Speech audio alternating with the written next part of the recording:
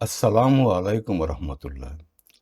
আপনি কি জানেন ইতিহাসের এক মহিয়সী নারী যিনি এক অলৌকিক ঘটনার মাধ্যমে মা হয়েছিলেন, যার পবিত্রতা, ধৈর্য ও ঈমান আজও আমাদের জন্য অনুপ্রেরণা? তিনি হলেন হজরত মরিয়ম আলাইহিসসালাম, একমাত্র নারী যার নামে কোরআনে বারবার সম্মানের সাথে উল্লেখ করা হয়েছে। কিন্তু কিভাবে তিনি এই মহান মর্যাদায় পৌঁছলেন? আসুন জানি তার বিস্ময়কর জীবনগাথা। হজরত মরিয়ম আলাহিসাল্লাম ছিলেন একজন সম্মানিত ও ধার্মিক নারী। তিনি ছিলেন সতী, সত্যবাদী ও ইসলামের গুরুত্বপূর্ণ নারীদের একজন। তিনি হজরত ঈসা আলাহিসাল্লামের মা, যার বিষয়ে কোরআনে অনেকবার আলোচনা এসেছে। এমনকি তার নামে সূরা মারিয়াম অবতীর্ণ হয়েছে। কোরআনে আল্লাহ তার পবিত্রতা ও সতীত্বের সাক্ষ্য দিয়েছেন এবং তাকে বিশ্বের সেরা নারীদের একজন হিসেবে বেছে নিয়েছেন। তার জন্ম ও শৈশব। মরিয়ম আলাহিসাল্লামের মা হান্না বিনতে ফাকুজা দীর্ঘদিন নিঃসন্তান ছিলেন। একদিন তিনি একটি পাখিকে তার ছানাদের খাবার খাওয়াতে দেখে মাতৃত্বের আকাঙ্ক্ষা অনুভব করেন। তিনি আল্লাহর কাছে একটি সন্তান কামনা করে মানত করেন।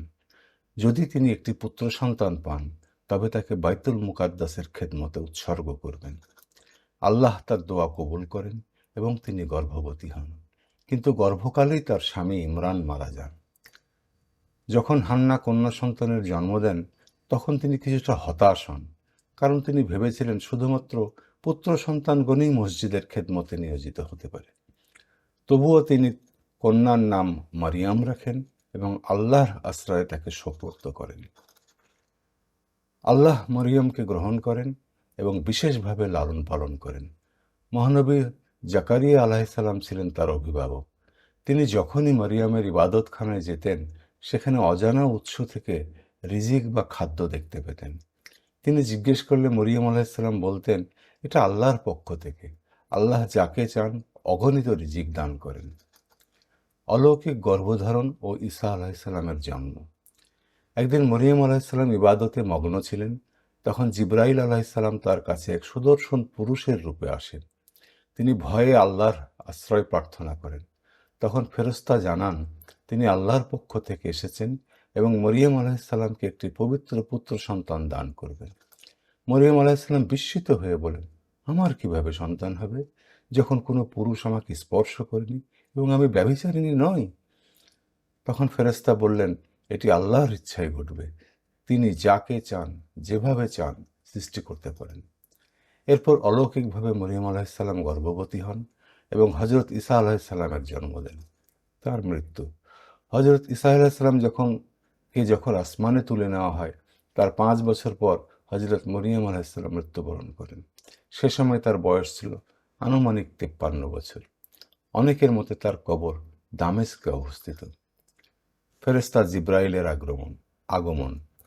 মরিয়ম আলাহিসাল্লামের জীবনে এক অলৌকিক ঘটনা ঘটতে যাচ্ছিল, আর তার জন্য তিনি প্রস্তুত ছিলেন। ফেরেশতারা তার সাথে কথা বললেন, যা কোরআনে সূরা আল ইমরানে উল্লেখ করা আছে।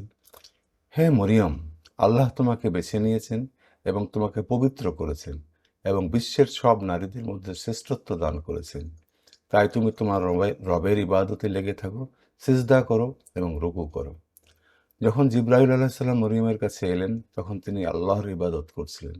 জিবরাইল আলাইহিসসালাম তাকে জানিয়ে দিলেন যে তিনি একজন সন্তান জন্ম দেবেন।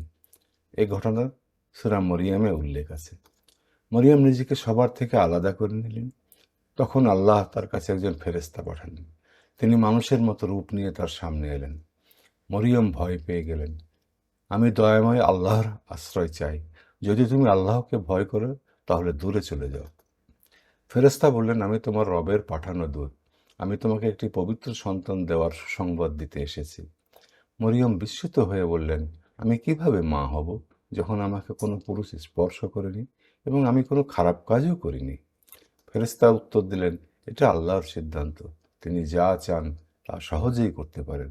তিনি চান এই সন্তান হবে মানুষের জন্য এক নিদর্শন ও দয়ার প্রতীক। এই সিদ্ধান্ত চূড়ান্ত হয়ে গেছে। হিজরত বা প্রস্থান।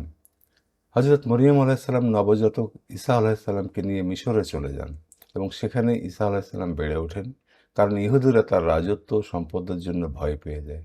তারা ভাবতে থাকে এই শিশু বড় হয়ে তাদের ক্ষমতার জন্য হুমকি হয়ে উঠবে। তাই রাজা তার সৈন্যদের পাঠায় এই বরকতময় শিশুকে হত্যা করতে। এ বিষয়ে সূরা বাকারার ৮৭ নম্বর আয়াতে বলা হয়েছে, আমি মূসাকে কিতাব দিয়েছিলাম এবং তারপর একের পর এক নবী পাঠিয়েছি। আমি মরিয়মের পুত্র ঈসাকে স্পষ্ট নিদর্শন দিয়েছি এবং রুহুল কুদ্দুস এর মাধ্যমে তাকে শক্তিশালী করেছি। কিন্তু তোমরা তখন কেমন আচরণ করেছিলে?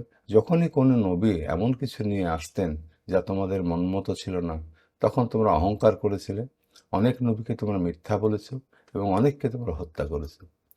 আল্লাহ আরও বলেন, যখনই তাদের বলা হয় আল্লাহ যে কিতাব নাজিল করেছেন তার প্রতি ঈমান আনো, তখন তারা বলে আমরা কেবল সেই কিতাবের উপরেই ঈমান আনব যা আমাদের উপরে নাজিল হয়েছে, যেমন তাওরাত।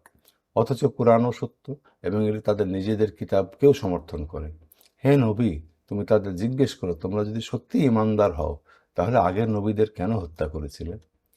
এই আয়াতগুলো থেকে বোঝা যায় অতীতের অনেক নবী তাদের জাতির অত্যাচারের শিকার হয়েছেন। হজরত ঈসা আলাহিসাল্লামের ক্ষেত্রেও তাই হতে পারত। তাই আল্লাহর হুকুমে মরিয়ম আলাহিসাল্লাম তাকে নিয়ে নিরাপদ আশ্রয়ে চলে যান। গোত্রের কাছে ফেরা। মরিয়ম আলাহিসাল্লাম তার সন্তানকে নিয়ে নিজ গোত্রের কাছে ফিরে গেলেন, কিন্তু তাকে দেখে সবাই অবাক হয়ে বললেন, হে মরিয়ম, তুমি তো এক আশ্চর্য কাজ করে ফেলেছ। হে হারুনের বোন, তোমার বাবা ছিলেন সৎ মানুষ, তোমার মা ছিলেন পবিত্র নারী, তাহলে তুমি কিভাবে এই সন্তান জন্ম দিলেন?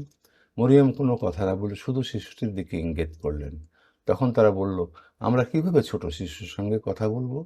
এই সময় আল্লাহর নির্দেশে নবজাতক ঈসা আলাইসাল্লাম কথা বললেন, আমি আল্লাহর বান্দা, তিনি আমাকে কিতাব বা আসমানি গ্রন্থ দিয়েছেন এবং নবী বানিয়েছেন।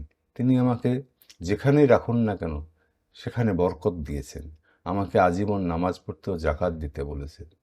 আমাকে আমার মায়ের প্রতি শ্রদ্ধাশীল বানিয়েছেন এবং কখনোই অহংকারী এবং দুর্ভাগা করেননি। এ কথা শুনে গোত্রের সবাই হতবাক হয়ে গেল। তখনই স্পষ্ট হয়ে গেল যে মরিয়ম আলাইসাল্লাম কোনো অন্যায় করেননি। তিনি বুঝতে পারলেন এটি আল্লাহর এক বড় অনুগ্রহ, তাই তিনি কৃতজ্ঞতা প্রকাশ করলেন। মরিয়ম আলাইসাল্লাম ছিলেন এক বিস্ময়কর নারী। মরিয়ম আলাইসাল্লামের একমাত্র নারী যিনি কুমারী অবস্থায় সন্তান জন্ম দিয়েছিলেন। এটি ছিল আল্লাহর পক্ষ থেকে এক অলৌকিক ঘটনা, যা মানুষকে প্রথম মানব হজরত আদম আলাইসাল্লামের সৃষ্টির কথা স্মরণ করিয়ে দেয়। কারণ আল্লাহ যা চান তাই করতে পারেন। কোরআনে মরিয়ম আলাইসাল্লামের নাম বিশেষভাবে উল্লেখ করা হয়েছে এবং তার নামে একটি সম্পূর্ণ সূরাও রয়েছে।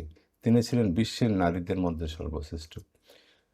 রাসূলুল্লাহ সাল্লাল্লাহু আলাইহি ওয়াসাল্লাম একবার মাটিতে 4টি দাগ টেনে সাহাবীদের জিজ্ঞেস করলেন, তোমরা জানো এগুলো কি? তারা বলল, আল্লাহ ও তার রসুলই ভালো জানেন। তখন নবী সাল্লাল্লাহু আলাইহি সাল্লাম বললেন, জান্নাতের শ্রেষ্ঠ 4 নারী হলেন খাদিজা বিনতে খুয়াইলিদ, ফাতিমা বিনতে মুহাম্মদ, মারিয়াম বিনতে ইমরান, আসিয়া বিনতে মুজাহিম, ফেরাউনের স্ত্রী। এই হাদিসটি সুনান আন-নাসাই হাদিস নম্বর ৮২৭১, মুসনাদ আহমেদ হাদিস নম্বর ১১১৩৫ ও তিরমিজি হাদিস ৩৮৭৮ পাওয়া যায়। সবশেষে বলবো, মরিয়ম আলাইসাল্লাম ছিলেন একজন অনন্য চরিত্রের অধিকারী। ধৈর্য, ঈমান ও আত্মসমর্পণের এক উজ্জ্বল নিদর্শন। আল্লাহ তাকে বিশ্ব নারীদের ভিতরে শ্রেষ্ঠতা দান করেছিলেন এবং তার জীবন আমাদের জন্য এক বিশাল শিক্ষা রেখে গেছে। বিশ্বাস, সংযম ও আল্লাহর প্রতি পূর্ণ নির্ভরতার। আজও তার জীবনগাথা আমাদের মনে করিয়ে দেয়, কঠিন পরীক্ষার মধ্যেও যদি আমরা আল্লাহর উপর ভরসা রাখি তবে নিশ্চয়ই আমাদের জন্য উত্তম পথ সৃষ্টি করবেন। আল্লাহ আমাদের সবাইকে তার শিক্ষা গ্রহণ করার তৌফিক দান করুন। সম্মানিত ভিউয়ার্স, কম সময়ে তার মতো মহিষী নারীর জীবনী বলা দুরূহ। ভিডিওটি ভালো লাগলে লাইক, শেয়ার ও সাবস্ক্রাইব করে বেল বাটনটি ট্যাপ করুন। আগামীতে কার সংক্ষিপ্ত জীবনী জানতে চান তা কমেন্ট করে জানাতে পারেন। ভিডিওটি ধৈর্য ধরে দেখার জন্য অনেক অনেক ধন্যবাদ।